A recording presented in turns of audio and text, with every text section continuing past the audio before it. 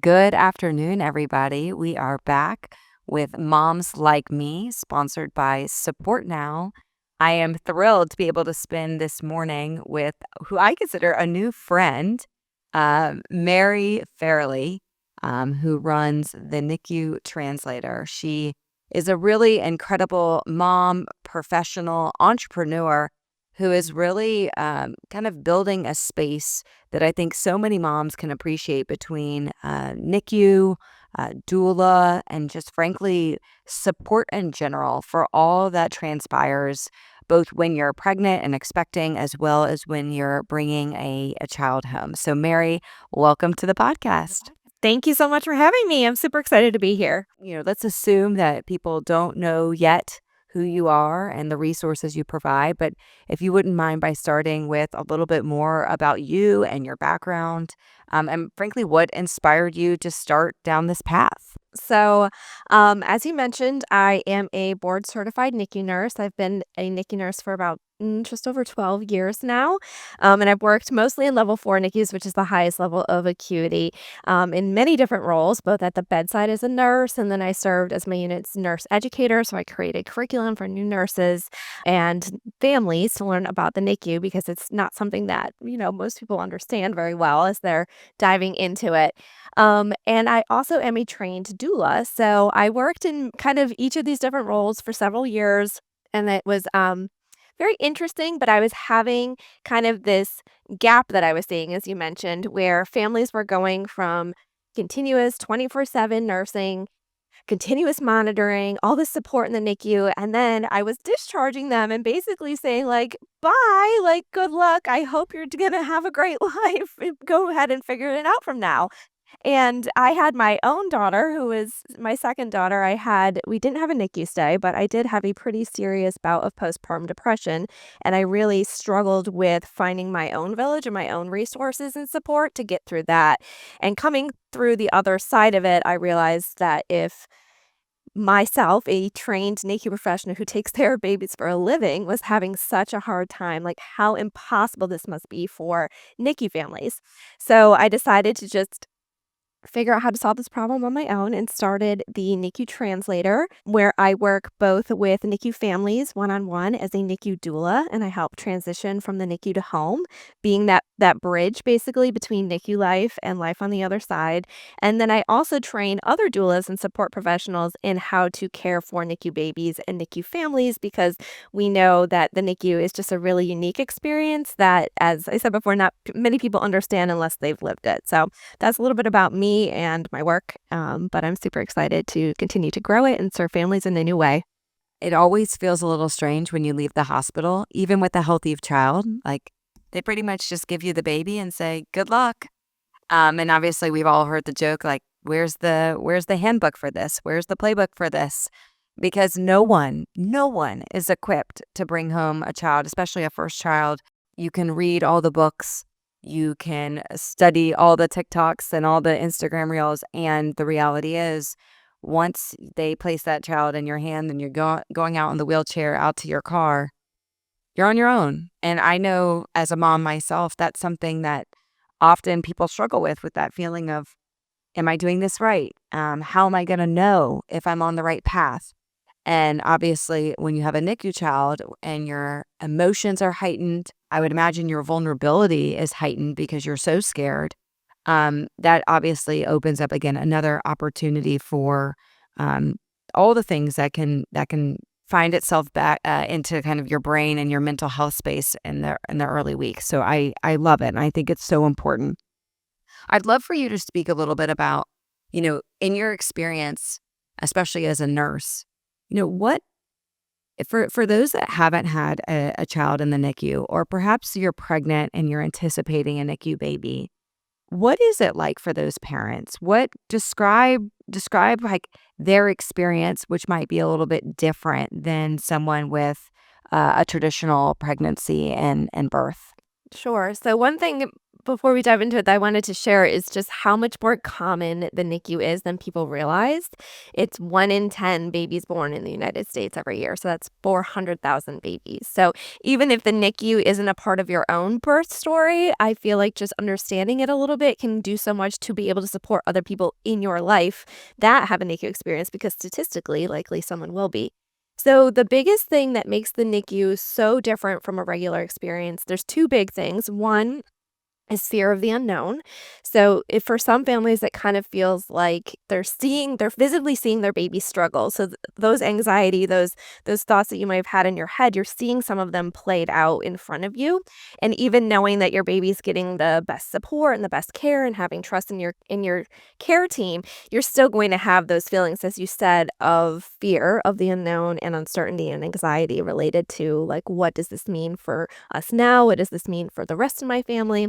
Just a lot of like, how is this whole experience going to fit into my life? Because some NICU families are there for a few hours, but others are there for days, months, weeks. I've celebrated first birthdays in the NICU before. So those families have just a totally different trajectory. And then the other difference is that physical separation from your baby. So as you said, when you were going home and I was, didn't have a NICU experience, I had my child in my arms as I left the hospital. But NICU families don't have that. They have to leave their baby. Even if you're in the NICU that has like a room where you can stay with your child, you're still going to have those periods of separation. And you're also relying on the medical team to parent your child almost in a way that you are not. So because you just don't have those specialized skills, it can feel like I've heard from some NICU families, it can feel like their baby isn't their baby. They have this almost like out of body experience thinking like, okay, I'm caring for a child, but this is not necessarily my baby. So there's just a disruption in bonding. And one of my goals with the NICU translator and the doula work is to help mitigate both of those things, help with the fear and the emotional support and help with those bonding experiences and building those positive, empowered, caring connections with your child despite where you are physically, NICU, at home, or wherever it may be. It's beautiful. And then the other thing I'd love for you to answer, which I think most people I find, they hear the word doula and they think of the doula that is in the room when you're pushing and helping you. Perhaps you're doing an unmedicated, having an unmedicated pregnancy or birth. That's not necessarily what a doula is. So do you mind just defining that, at least in terms of what it means for your services? Yeah, so a doula, just by definition, is someone who is not part of your medical care team that is there for the emotional and physical support of you and your family. So it's really focusing on giving you the holistic and integrated tools that deal holistic meaning like your whole person, like not just one isolated physical need, thinking about the bigger picture and connecting you with resources so that you can make your own informed and empowered decisions within the medical context, because birth and postpartum tend to live in that space, or just new parenting in general, so you can make your own informed choices while also offering you that physical and emotional support and confidence to be able to then implement those choices. So in the NICU, in the physical NICU setting, a NICU doula might look like someone who's helping to facilitate those skin-to-skin experiences, who's teaching about hand hugs, who's making sure that you're eating food and drinking water and getting rest, and then maybe connecting you with some resources and education so you can grow your own skills. And then my work with the NICU transition to home is I really help to both be that sounding board to say like, hey, like someone will say like, is this okay? And instead of just saying like, yes, I continue to build those skills with different resources and different tools and different education. So I'm not a nurse in that role. I'm basically bringing the power back into the family so they again can continue with their confidence and their empowerment and to be able to advocate for their own child. Because a lot of times NICU babies, the NICU doesn't end at discharge. The support that families need does not, it almost amps up at discharge. I mean, that's often when sometimes people like find the support dries up too, is because people are like, oh, you got through the NICU stay, you're fine now. Like everything's normal. But you're still often dealing with so many appointments and maybe different, like you're worried about the baby's development and you're watching them more closely. It's just a different experience. And so I really help to connect again families so they don't have to worry about the nitty-gritty of it all. They can just deal with like the bonding and the connection with their baby. This one will get a smirk from some people, I'm sure. But to those that say, well, I have my mom. I have my team at home. What would you say to those people that might not understand really even the totality of their own circumstance in terms of what they're feeling mentally, emotionally, and physically? Yeah. I can speak specifically to for postpartum in general, but to the NICU experience and specifically is that NICU is very unique, and it can have, as we said, it kinda sets the tone for this, like, potentially difficult mental health journey. Statistically, about 70% of NICU families right now have some type of postpartum mental health issue, whether it's depression, anxiety, OCD, and about 40% have true clinical PTSD from their NICU experience. So it is helpful to have that normalcy and that support system of your friends, of your family, but what I hear time and time again from my families that I work with is that no one really gets it. No one is truly maybe giving them informed and correct advice that's specific to NICU babies. People can feel really uncomfortable around, like, those harder situations, or if you wanna bring up those bigger emotions or things, sometimes I see a lot of toxic positivity in NICU experiences. A lot of when I say families always say that the worst thing that you can say to a NICU family is an "at least" statement. At least your baby's home. At least, you're getting great care. At least the worst one is, like, "At least you can go home and sleep through the night while your baby's in the NICU." Like, those are very hurtful, and they might feel good for the person that's saying it, but for the person who's living it, it feels like they're not allowed to feel like this kind of sucks. Yeah. So, giving people permission and having that specialized care can change the narrative entirely from feeling like you're struggling and trying to find support or maybe even at odds with someone giving you support to finding someone who truly, like, gets it and is only there for you and your baby on your team. Yeah, and I think the word team really stands out to me when you say that. It really to me, it's, like, just expanding your bench. It's not saying that the support of your parents isn't welcomed or your in-laws or your siblings, or your friends. All it's saying is we're gonna create another space on our bench, for the parents, for the caregivers, maybe even more so for the mom, to make sure that they have all the resources they need to be successful. Because again, it is an emotional time and it's hard. I know I experienced this even with my healthy, happy babies in a relationship with my mom that's so wonderful. It's been a long time since she had kids and it's a different world. And I think there's a gap that exists, and it doesn't mean that anyone's way of raising a child or postpartum is better or harder. It's just different. It's just different. And I know for me, I had a postpartum doula, and it really helped me protect the sanctity of the relationship I had with my parents to allow them to enjoy this new phase of being grandparents, as well as to have a relationship with me in this new light. And in the middle of the night, when you have those fears and those doubts, it's not that I didn't feel comfortable asking my mom. It's that I knew she couldn't give me the assurances that I was looking for. And so I would imagine for NICU parents, that feeling is just taken up to the next level, especially if your parents or even siblings haven't had a similar NICU experience. Is that right? Yes, for sure. It's just I feel like a lot of times with NICU families, things can kind of be dismissed, but with a NICU family, with postpartum anxiety is very tricky because there's a layer of anxiety with NICU families that's healthy because their babies are sometimes at higher risk for having complications at home from, like sometimes NICU families are really conscientious about germ exposure and visitors and things like that. And to get pushback from people that are like, oh, like it's just building their immune system and all these other opinions, which may be valid in another experience, but are really not helpful for that specific baby and their family who are coming out of this NICU journey. So trying to balance like what is healthy anxiety, what is protective versus what is maybe impacting the family's quality of life in a negative way. And then having that neutral person to maybe be able to be almost not the bad cop, but kind of like share that like, okay, yeah, actually, germ exposure is a real thing. Here's some information about it. I know you love your grandchild and you want to keep them safe. Here's some ideas for how to do that. So it's helpful sometimes to have that neutral person who's not, like you and your family go back years and years. You've got a lot of history of how we talk to each other when we're feeling, upset or having conflicts or anything like that. So having Right. again, that neutral third party could go a long way with making it smoother for everybody. So let's talk about support from even beyond, grandparent types, friends, family members.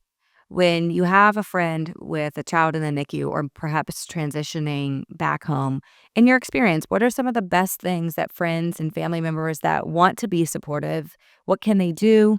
And what can they say? Because to your point, it's tricky and people are often very, very afraid of saying the wrong thing and therefore they say nothing at all, which causes a different strain. So I'm curious, like, what are some of the tips that you provide to those that want to feel like they're showing up for the people they love during a more difficult moment? I've asked this question of both my clients and other people that I've worked with, and the thing that comes up in time and time again is that they wanna be able to live kind of, as I say, like, in their NICU bubble. So they wanna be able to just focus on their baby and not deal with life. So the biggest gift that you can give for a family is to take care of life for them. So if they have other children, help pick up their kids from school, make it so that someone's walking their dog, dropping off groceries, doing laundry, making sure that their houseplants aren't dying. Just like the little nitty-gritty pieces of life so that the family can just really focus on their baby and the immediate needs there. The other piece of it is nutrition. A lot of times, in the hospital, like hospital food is not it.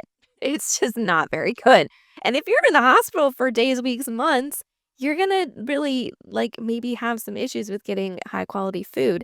And even though sometimes NICU families, I swear, a lot of times the second they give birth and have a baby in the NICU, they totally forget that they had a baby physically. Like they're like, doesn't not my nope, don't I can't worry about myself. I can't worry about my own healing. I can only focus on my baby. But what I see sometimes too is if families are neglecting their own health, I've seen them need to be readmitted into the hospital, have infections, have all sorts of other things. And there are statistics that are saying that NICU families are a much higher rate for postpartum physical complications because they're not getting the nutrition, the healing, the support that they need. So if you can be someone that can help, send a DoorDash gift card, organize a meal train, stock the freezer so that when they go home, they're ready. Their house is like clean. It's the even like sometimes babies that are born early, no one set up the nursery. They may not have had a baby shower yet. So even just like washing some baby clothes and putting things together and then just showing up emotionally in a way that I like to say, like, you kind of like take the temperature of a situation because in the NICU, you can feel extreme joy and gratitude and extreme grief and anger within 25 seconds of each other. And so if you're a support person saying like, "Hey, I'm here for you. Like, are we celebrating today or do you need a shoulder to cry on?" Like, I'm here for both. I'm here to be your cheerleader. I'm here to like you can be angry to me. You can say all those like very yucky thoughts that sometimes are circling in NICU families' heads. Sometimes there's some guilt, there's anger, there's sometimes rage about maybe what happened before, during, after the NICU stay. So just saying like, "Hey, I'm here for you to listen.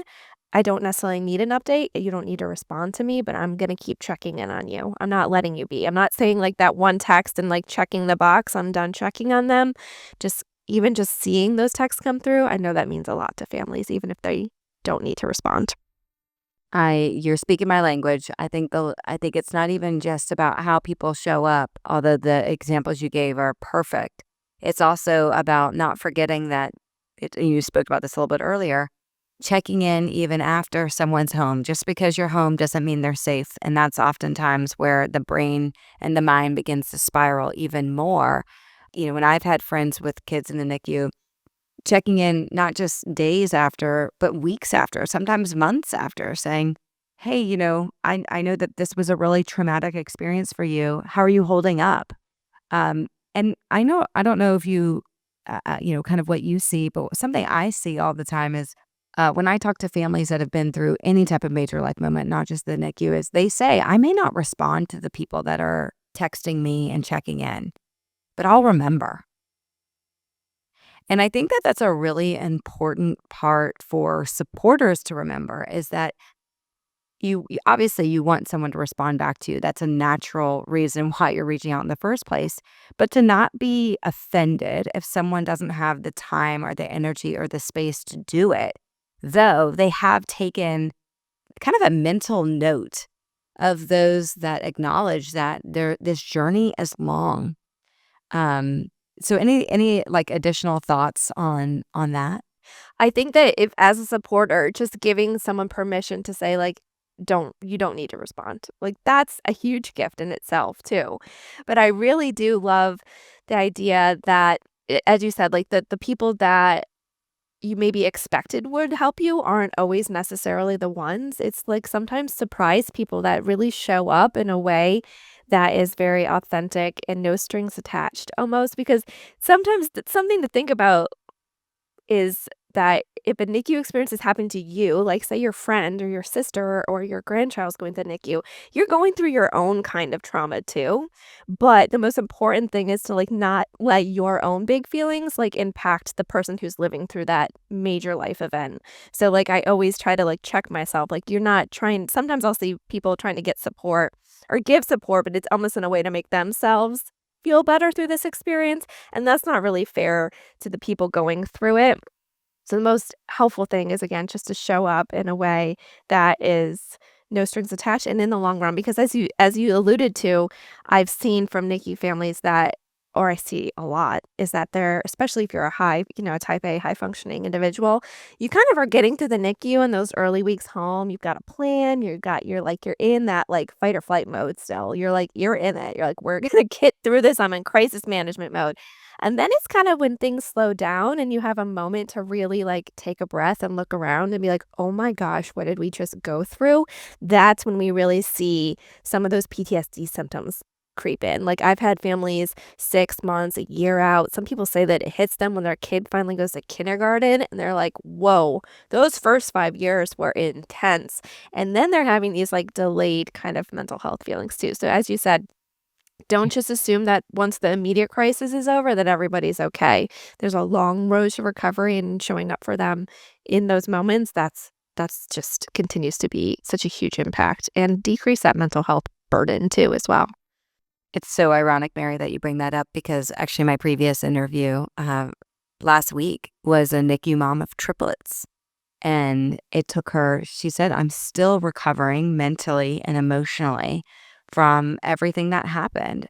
And we live in a world that just kind of rushes. We rush to get to the next chapter. We rush to move on to the next thing. We're busy. And I think moms especially, we get caught up in that. It's like, well, I'm through the hospital, I'm through the NICU, I'm home, and therefore I'm supposed to just naturally transition into, what I expected motherhood to be.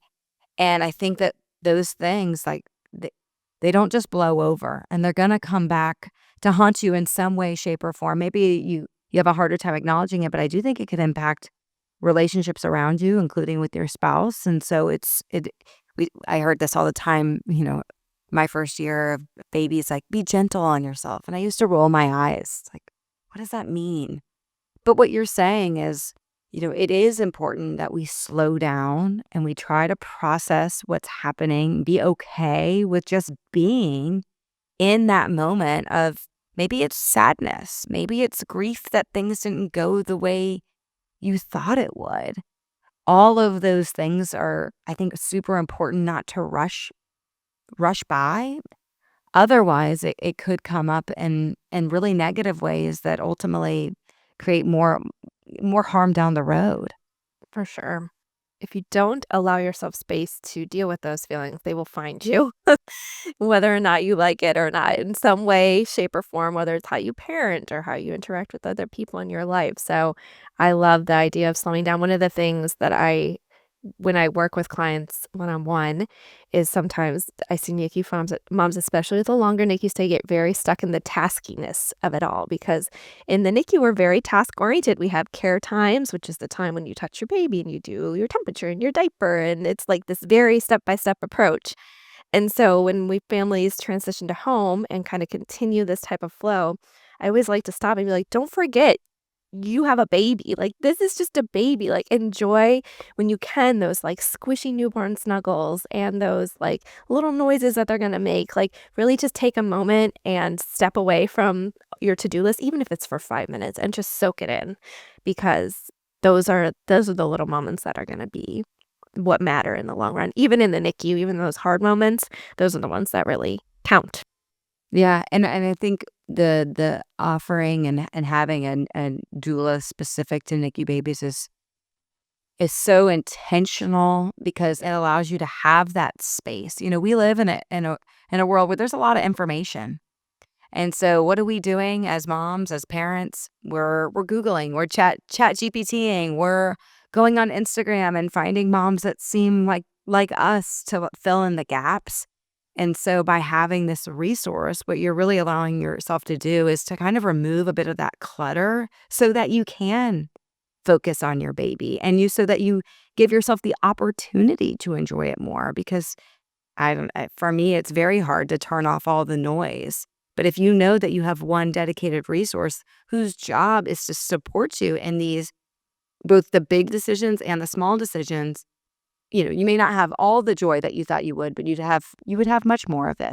I really think that the gift of decreasing the any mom, myself included, all I want for Christmas is someone to decrease my mental load. Like, literally, I wanna outsource half of my brain so that I can truly be present and just enjoy my life without having to think about the next step, and I feel like a lot of that burden falls on moms just in how our society is built. It's definitely heightened in the NICU experience, but it's a fairly universal one, and I feel like if you can figure out a way to, drop pieces of that mental load confidently onto people that you trust, that lightness just again gives you more space to be you instead of just a mom and to show up for everybody in your life in a way that feels authentic and grounded and not frantic and from a place of, I don't know, this hectic next mentality. Well, Mary, this is wonderful. Everything I was hoping it would be informative, but light and relatable. So thank you so much. Again, for building what you have, for identifying the gap, and instead of saying, "I see this problem and someone else will fix it," stepping in and doing the hard work of fixing it. I see the value, and I'm hoping many others will too, as these resources become better known. And as we know, news travels fast. So the faster that friends start using resources, the faster we see, well, I can do that same thing. Where can people find you if they are interested in learning more, whether they're a family or someone who might be curious about being a doula? Where can they find you? Sure. So I am on Instagram at the NICU Translator. My DMs are always open, and my website is thenicutranslator.com. I currently still work one on one with families virtually, so I can see families all over the United States. But my big dream is to create a whole network of NICU informed doulas. Next year in 2025, I'm launching a whole NICU doula certification program, which will be for both doulas that already have some doula training that want to work with families, and also for NICU families or even NICU nurses that just want to serve this NICU community in a much more one-on-one, compassionate, individualized way. I would love to hear from you, and if you're interested in getting on the wait list, you can go to the NICUtranslator.com. I love it, Mary. Thank you. And for those that know somebody that's going through the NICU, please check out everything that Mary has, even if it's just on her Instagram. We are very mission aligned.